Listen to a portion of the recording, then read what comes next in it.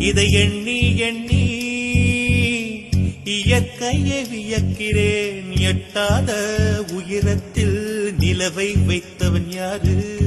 பெண்ணே